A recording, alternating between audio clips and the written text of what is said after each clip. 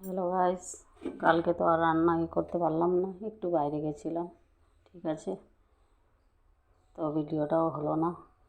তো আজকে এই যে রান্না করেছি, এই যে আপনার ভাত, গরম ভাত আছে। আর এটা হচ্ছে পোস্ত দিয়ে, আলু দিয়ে, কাঁচা লঙ্কা দিয়ে, ধনে পাতা দিয়ে আর বেসনের বড়া দিয়ে তরকারি করেছি। ঠিক আছে,